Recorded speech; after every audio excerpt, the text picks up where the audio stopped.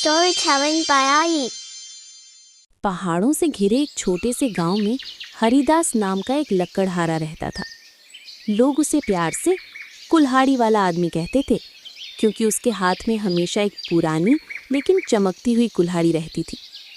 वह रोज सुबह सूरज निकलने से पहले उठता, अपनी छोटी सी झोपड़ी के बाहर रखी कुल्हाड़ी को साफ करता और जंगल की तरफ चल पड़ता।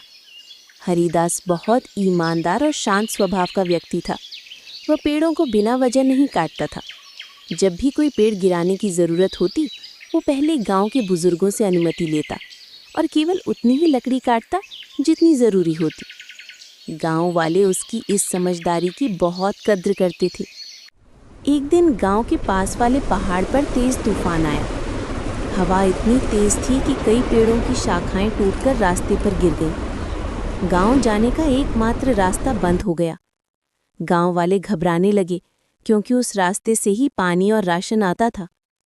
सुबह होते ही सबने हरिदास को बुलाया। उसने रास्ता देखा और बोला, चिंता मत करो, मैं संभाल लूंगा। उसने अपनी कुल्हाड़ी उठाई और अकेले ही रास्ता साफ करने निकल गया। टूटे पेड़ बहुत बड़े थे, लेकिन हरिदास ने बिना थके उन्हें काटा और किनारे किया। दोपहर तक उसने रास्ता इतना साफ कर दिया कि लोग आराम से चल सके। जब वो लौटकर गांव आया तो सबने उसकी खूब तारीफ की। बच्चों ने कहा, काका, आपकी कुल्हाड़ी तो जादू करती है। वो हंसकर बोला, जादू कुल्हाड़ी में नहीं, मेहनत में होता है। कुछ दिनों बाद एक व्यापारी गांव में आया।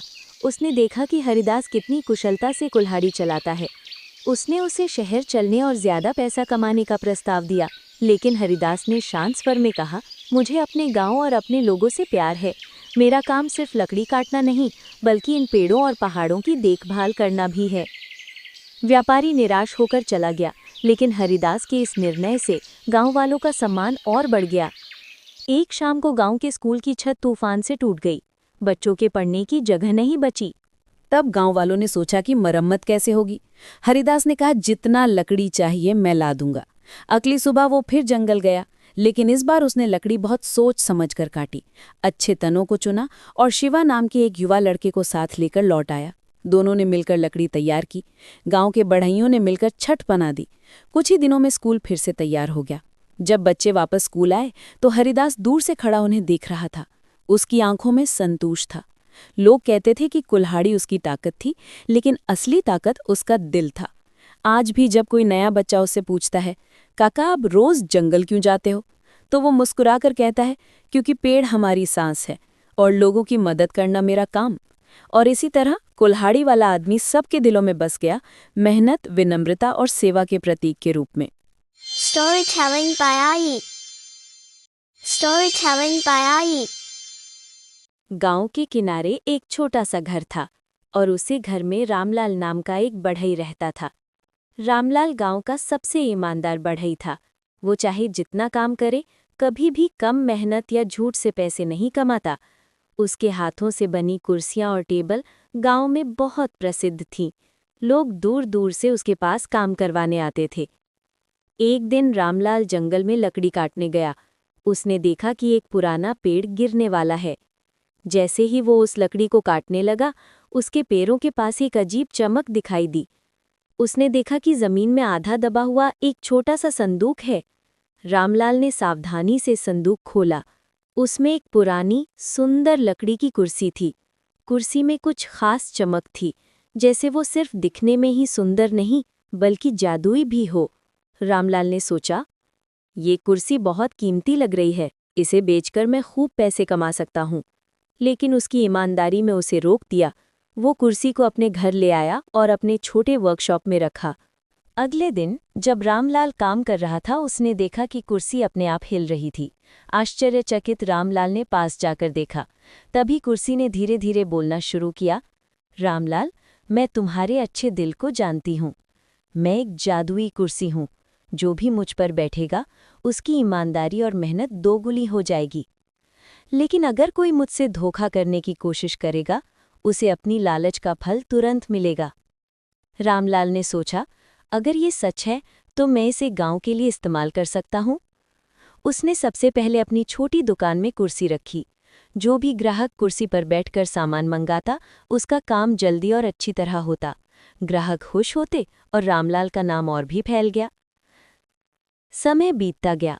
रामलाल की ईमानदारी और मेहनत के कारण गांव के लोग भी अपने काम में मेहनती होने लगे।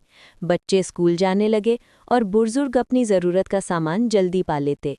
धीरे धीरे गांव का हर व्यक्ति खुश रहने लगा। लेकिन एक दिन गांव में लालची व्यापारी मनोज आया। उसने रामलाल से कहा, ये कुर्सी बहुत कीमती है, मुझे बेच दो, मैं तुम्हें ढेर सारा सोना दूंगा।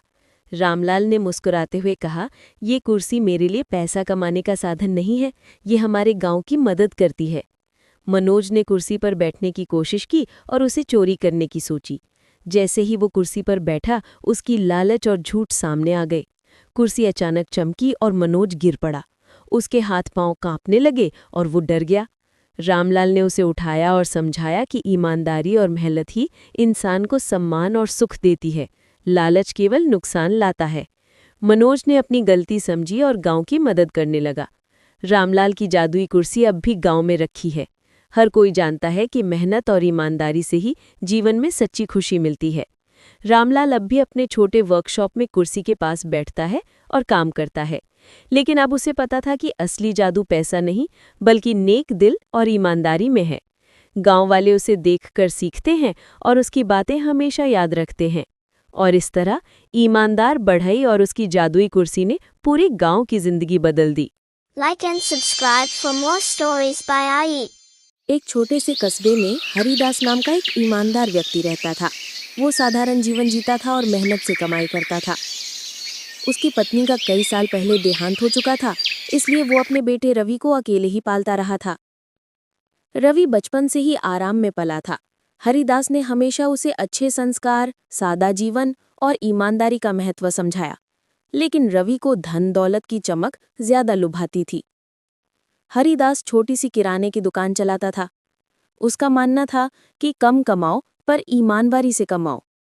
दुकान में जो भी ग्राहक आता वो तौल सही रखता और दाम उचित लेता। दूसरी तरफ रवि जवान हो चुका था और उसे अपने दोस्तों की शानो शौकत देखकर लालच बढ़ता जा रहा था।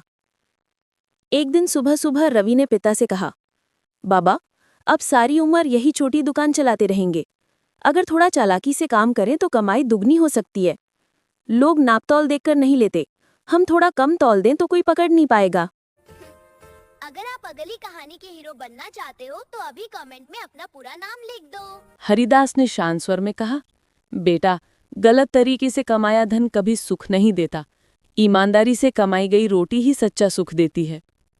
रवि मन ही मन नाराज हुआ। उसे लगा कि पिता की सोच बहुत पुरानी है। वो बिना बताए कुछ नया करने की योजना बनाने लगा।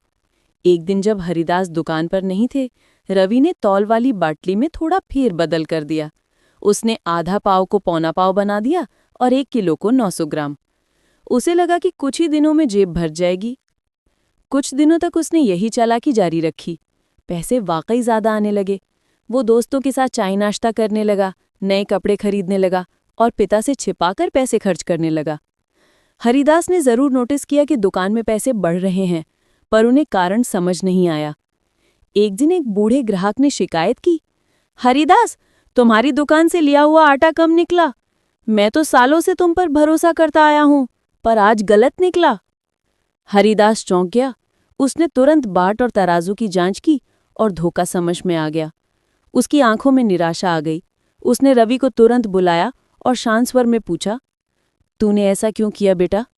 रवि घबराया पर सच छुप नहीं पाया। बोला, बाबा, मैं बस जल्दी पैसा कमाना चाहता था और सब करते हैं तो मैंने भी कर लिया। हरिदास ने गहरी सांस ली और धीमे लेकिन दृढ़ स्वर में कहा, दूसरे अगर गलत करें तो क्या हमें भी वही करना चाहिए? ईमानदारी एक आदत नहीं, चरित्र है। इसे खो दो तो नाम भी खो जाएगा। रवि चुप रहा, लेकिन उसके चेहरे पर जिद बनी रही। हरिदास ने उसे कुछ नहीं कहा, बस अगले दिन दुकान की सारी बाट नहीं खरीदी। पुराने बाट चलाकर फेंक दिए और हर ग्राहक से माफी मांगी। उसने साफ साफ कहा कि गलती उसके घर के ही किसी सदस्य से हुई है, लेकिन आगे ऐसा कभी नहीं होगा। धीरे धीरे रवि को समझ आने लगा कि पिता जिस इज्जत से जी रहे थे वो पैसों से नहीं खरीदी जा सकती। एक दिन जब एक ग्राहक ने हरिदास के सामने हाथ जोड़कर कहा कि आप जैसे दुकानदार अब बहुत कम मिलते हैं, तो रवि के दिल में कुछ बदल गया। वो शाम को पिता के पास बैठा और बोला, बाबा आप सही थे, गलत तरीके से मिले पैसे ने मुझे थोड़ी खुशी ज़रूर दी, पर मन में डर और बेचैनी बढ़ गई। मैं आपकी तरह ईमानदारी से काम सीखना चाहता हूँ। हरिदास की आंखें भर आईं।